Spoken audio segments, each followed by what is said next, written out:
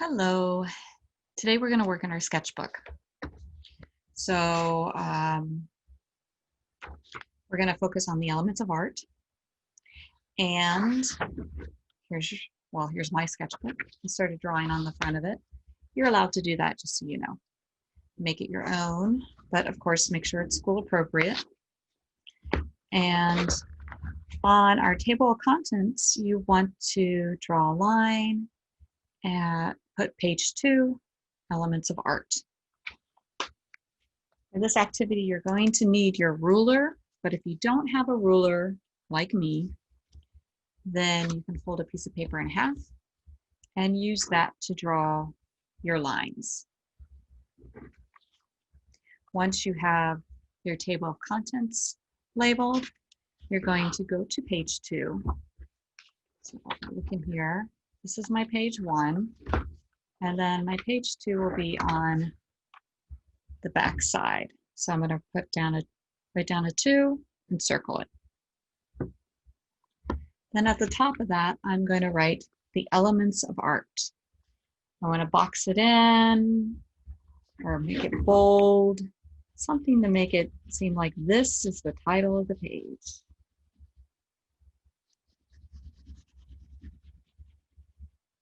Make sure you can read the title clearly. Okay. All right, so during this activity, I'm going to be playing a video that goes over the elements of art, and I will stop it every once in a while to show you how I want you to fill in your sketchbook. So I'm going to share my screen.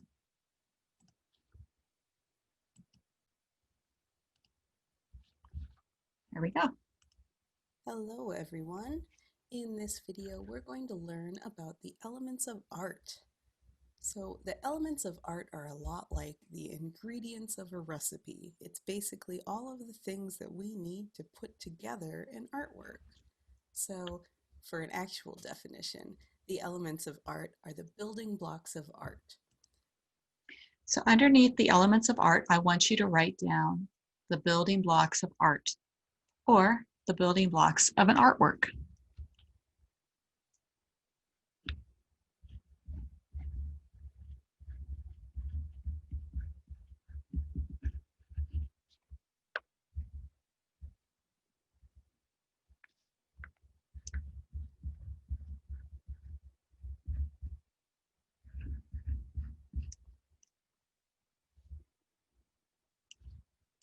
So another analogy we could think of is kind of like in chemistry, the chemical elements like oxygen and nitrogen and carbon, those are the building blocks of life. Those are the smallest pieces of our universe that kind of put everything together and create new things. So in art, the elements like line, color, value, shape, texture, those things are the smallest elements that we have in artwork, and we put those together to create an artwork. So let's talk about our first element of art, line. So a line is something we're very accustomed to. We write with it, we draw with it. But simply put, a line is a mark with length and direction. Right, underneath the building blocks of art, you want to write down line. Go ahead and underline line.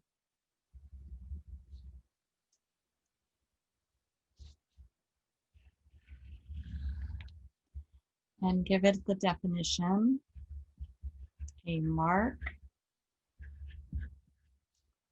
with length and direction.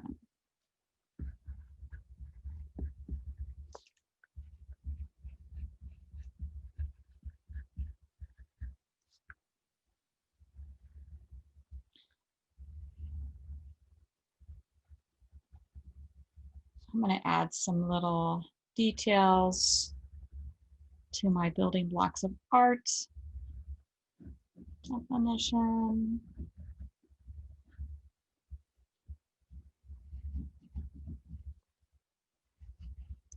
Okay. And I'm going to actually box in mine so it feels more important. Let me show you my.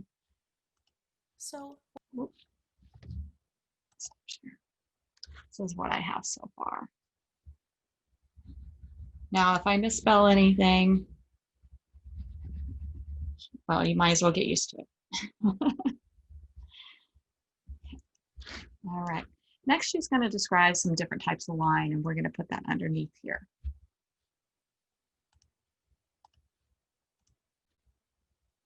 what are some words that we can use to describe some different types of lines?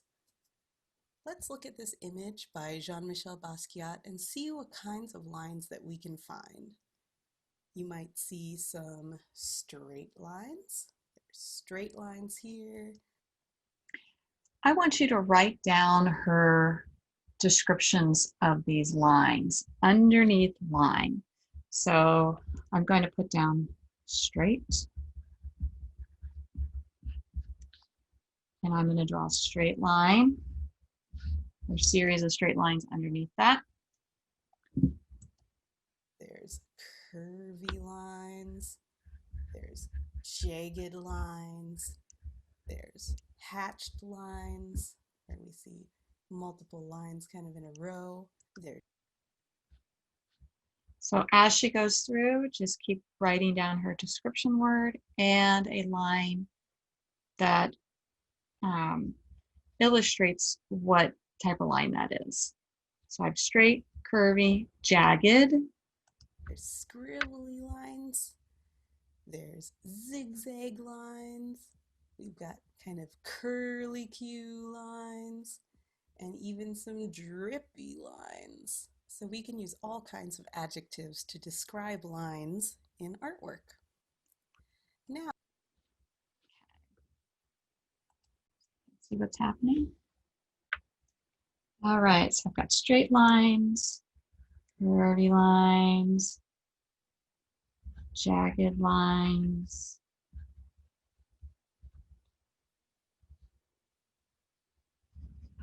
scribble, zigzag,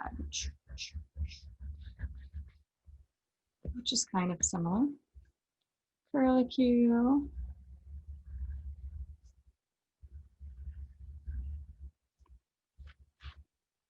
and I want to create its own little area.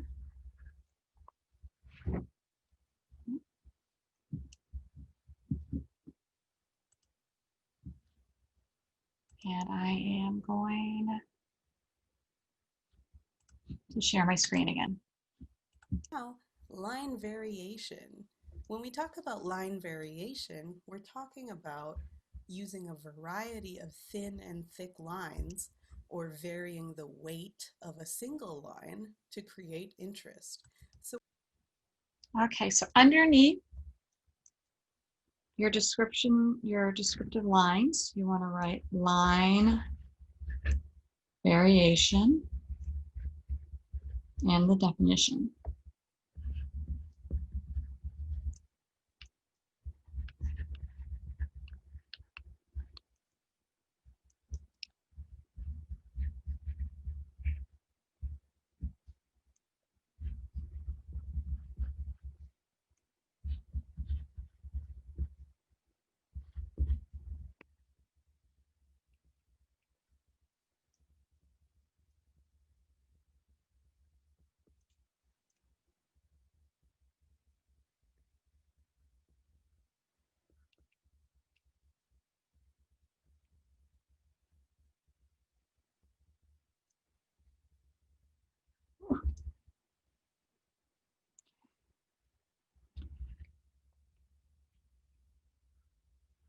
Okay, so line variation using a variety of thin and thick lines or varying the weight of a single line to create interest.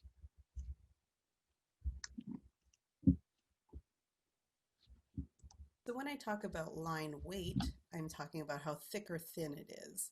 So if we vary the weight of a single line, we might start very thin and then make it get thicker in the middle and then thin again at the other end. So we're going to look at an artwork by illustrator Kim Jung-gi. So when we look at his ink artwork here, how is he using line variation in this image? We can see examples of some thicker lines along with lines that start thick at the edge and get thin towards the end. Here we see thicker lines that follow the outside edges and thinner lines on the inside. So he uses a wide variety of line variation to help create interest in this image. Now, contour lines are probably some of the first lines that we draw when we start to learn about art. So contour lines are lines that follow the outer edges of an object. Okay, please write this down. Contour lines. Lines that follow the outer edges of an object like an outline.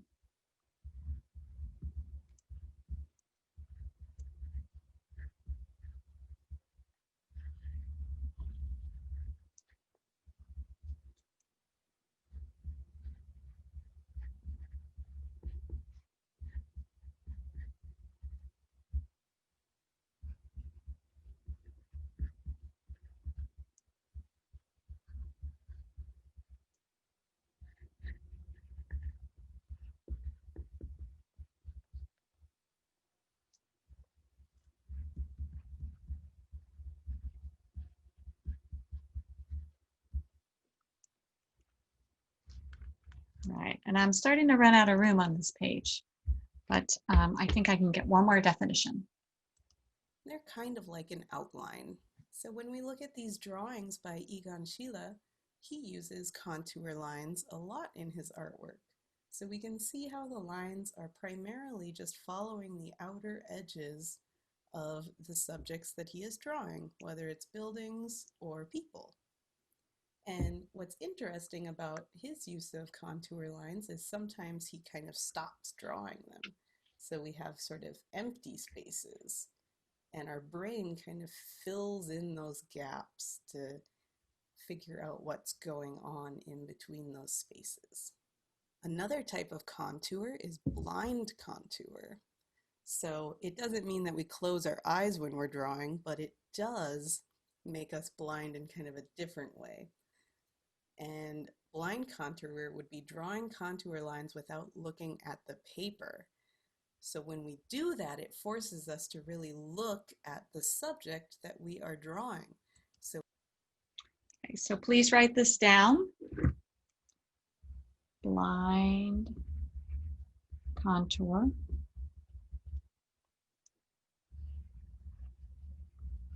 Now underline it.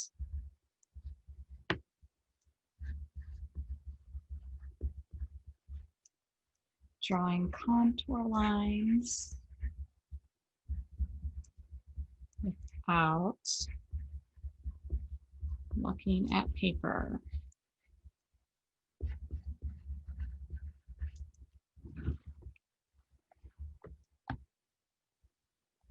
All right, just enough room.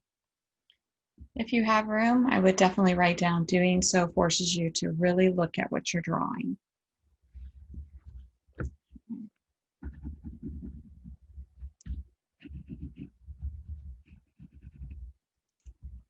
So we stare intently into the soul of whatever it is we're drawing. Maybe it's a person. It's going to make them really uncomfortable because your eyes never leave them when you're drawing them. And what's really fun about blind contour is they usually turn out looking pretty goofy.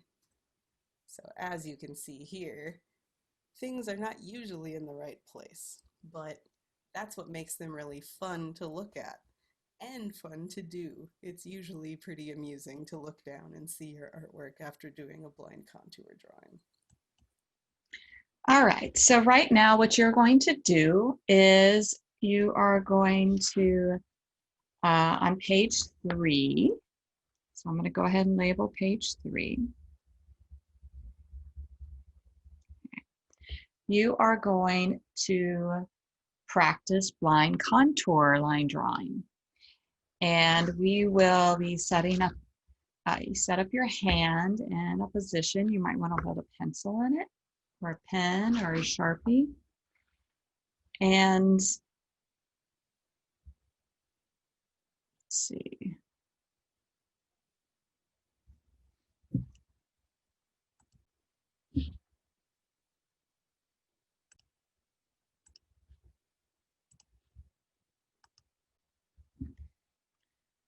Okay, so we are going to create our own blind contour line drawing. I just finished up page 2. So on page 3, I went ahead and labeled it. This is where I'm going to do this. And I'm going to stop sharing. Pick up my camera a little bit so you can see what's going on. Okay, right there. All right. So this is how it works.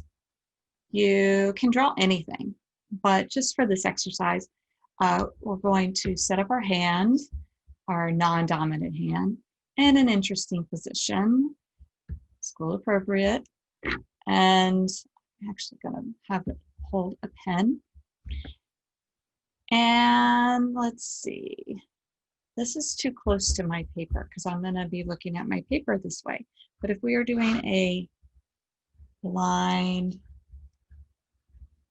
contour line drawing, go ahead and label your paper.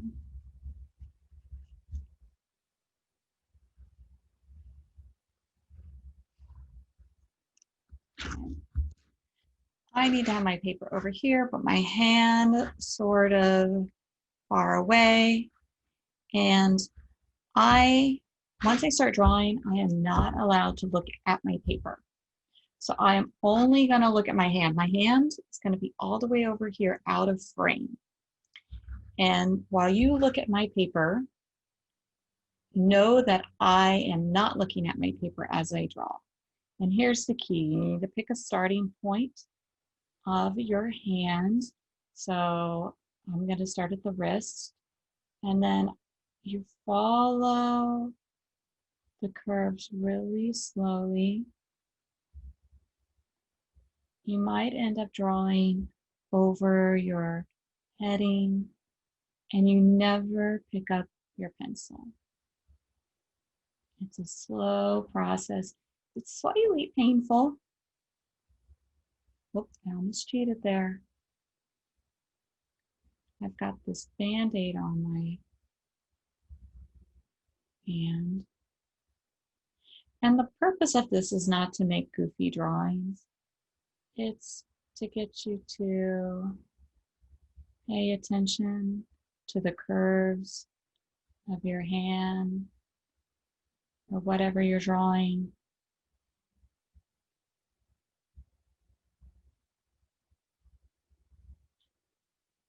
And I know things aren't lining up as well as I'd like, but part of that is because I'm talking and trying to instruct. I feel like I'm about to go off the page here. I have to go through the marker. And so this takes time.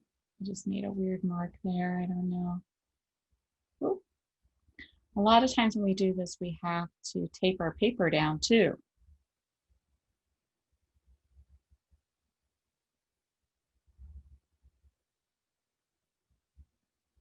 Now, I don't have a thumb anywhere yet, so let's see if I can include that in here. I'm going a little too fast.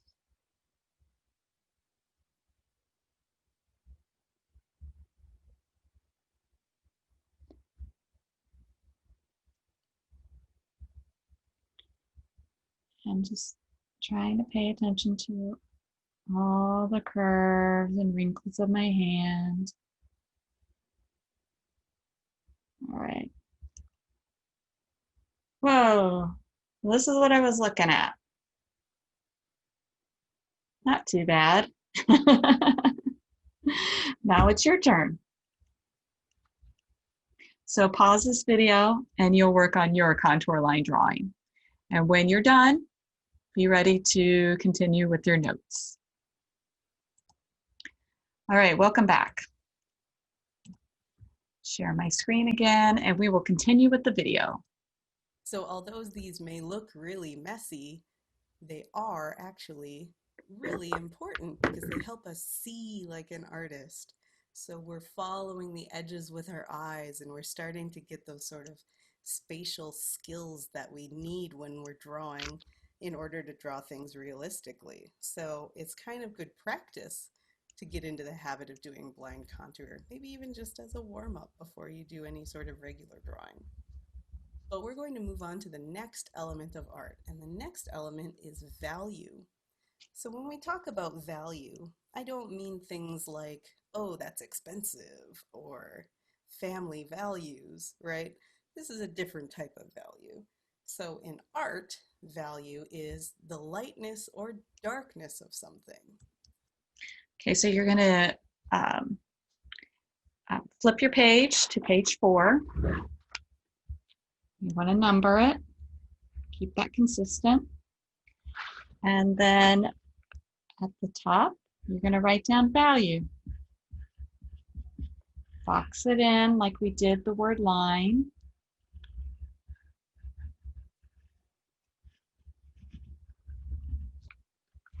And write down the definition.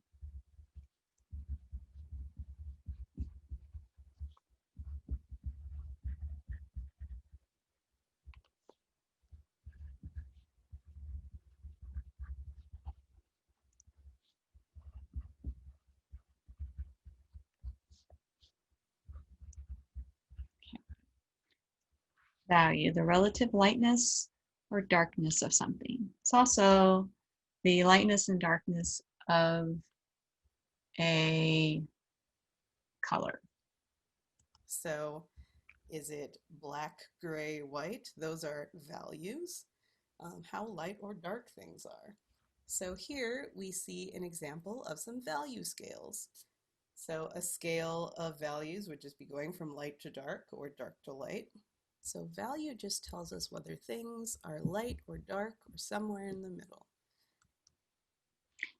Okay, you are going to create a value scale. We're going to do a couple different value scales. So underneath value and the definition, I want you to write value scales. And I will show you mine right here. Just underline it. And then using your ruler or that piece of paper that you folded, which is what I have, and draw a line.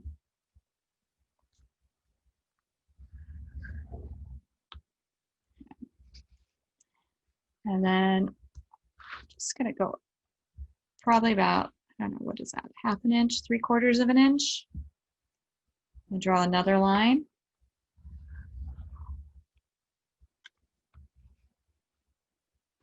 Then same thing.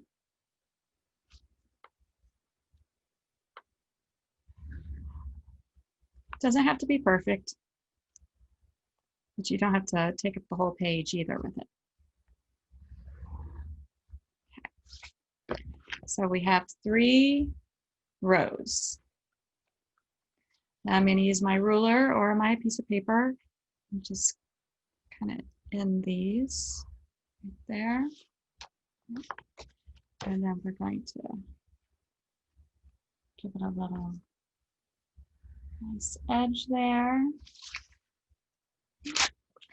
And then within this, we should have about 5 boxes. So how do I figure this out? 5 boxes. Because usually the tradition is to do a value scale that has 5 different values. So I'm just going to figure out where the middle point is. And I'm going to try to, they don't have to be perfect. Look at that. Definitely not perfect. I'm just going to draw 1, 2. Ooh, look at that one. That's a big jump. 3 and 4. If you want to measure out, that's fine, but you'll probably have to stop the video to do that. So our first value scale we're going to work with our pencil. So I'm going to sharpen it again.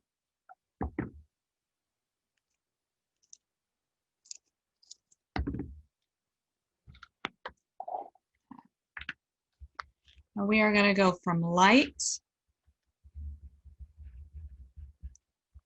to dark. And I'm going to use the side of my pencil. In fact, I probably could have sharpened that just a little bit more. So using the side of my pencil, I'm going to use little circles and just create the lightest value I possibly can. Fill the box.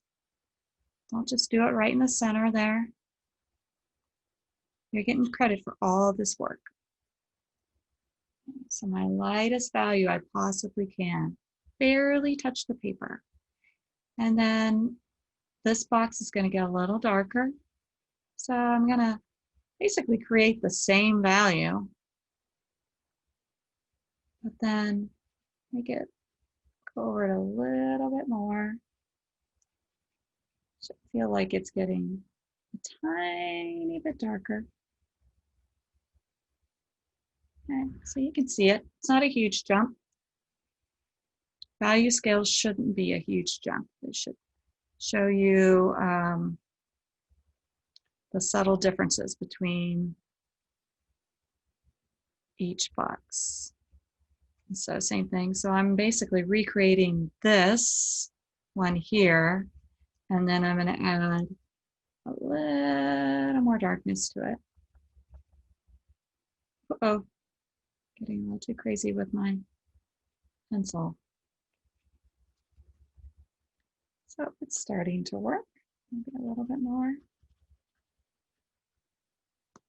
Yeah, there we go. I can always adjust these when I'm done. I seem to be using circles and going across my page here. Try to match those values.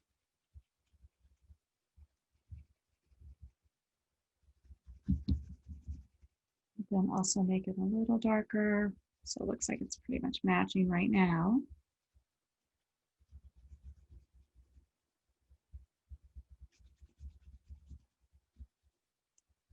There we go. And then this last one should be as dark as my pencil will let me go. Now, you don't want to just use the point of the pencil and try to make it super dark immediately. It's the same thing. You got to see, because I don't want these marks. I want to build it up. Now you may be thinking, why are we drawing in ceramics? Well, it's just for our notes. And we do draw in ceramics, especially with this distance learning.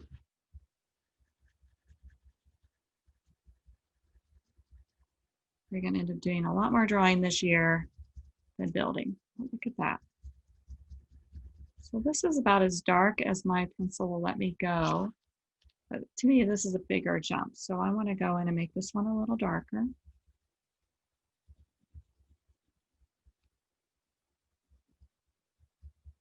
So it matches a little bit. Go. I'm going to go back and adjust all of these. It feels like it's kind of the same jump. This is too subtle.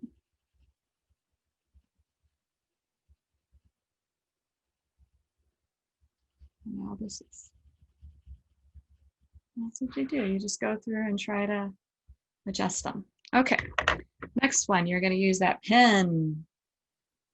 That pen I put into your kit. We are going to use the pen to create a value scale. So we're not using shading. We're not trying to use the side of the pen. That doesn't really work for this.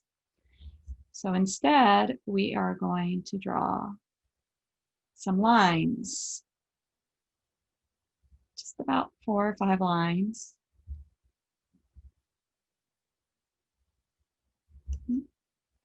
And then we're going to put in the same amount of lines here. Add a couple more, 2 or 3 more. Same thing.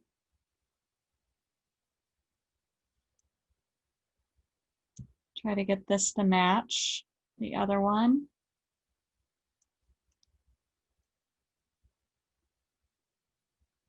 Add a few more.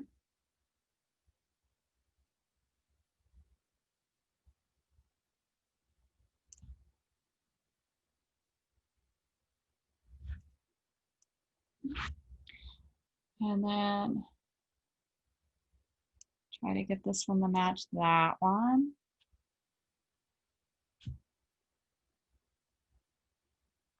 So when you're using pen, when you interrupt the white space with the black line, it makes it appear darker. And so I'm not trying to make my line thicker. I didn't mean to do that, but that's what happened. Apparently, I have a shaky line now. And I want to make it, you're going to get a little bit of that because they are going to go across each other. Okay.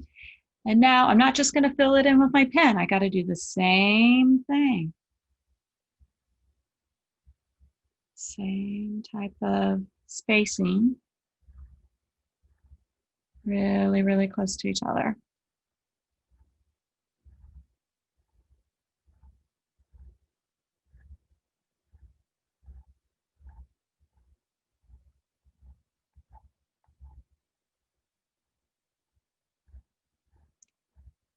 And now they're going to cross over because it just happens. That's if you're adding lots and lots of lines, it's going to happen.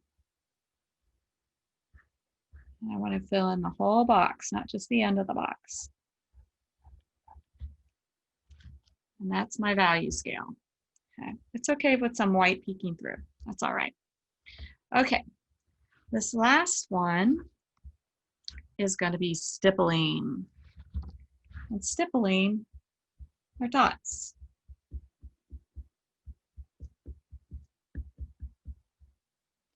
And then this one.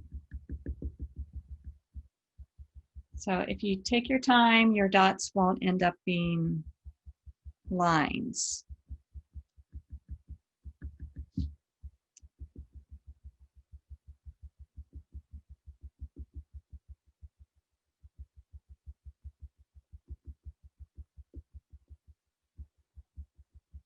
La, la, la.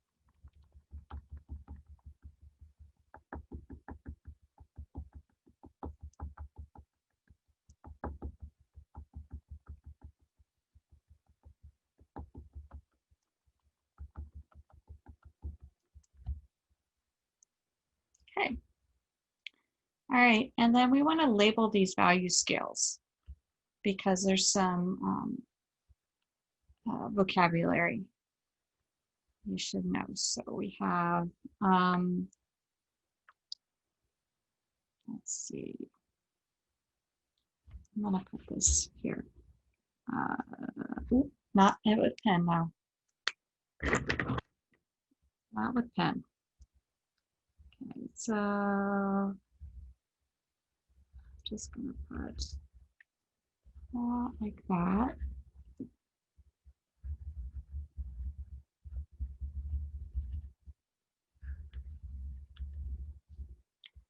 Could be medium or it could be middle value.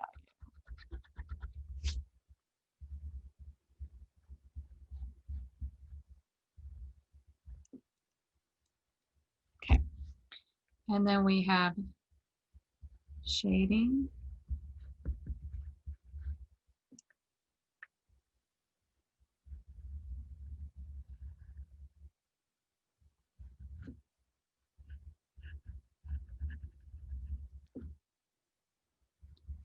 And next we have hatching.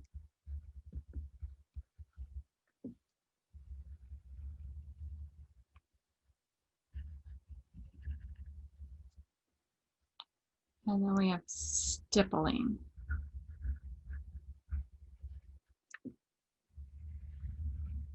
I know that's confusing. But you can do the dots next to it. Do the lines. Doesn't matter the direction as long as they don't cross. And then shading. Okay.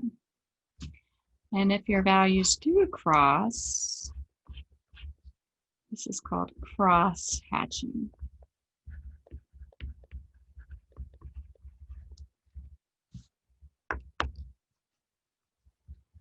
All right, now we're ready to move on.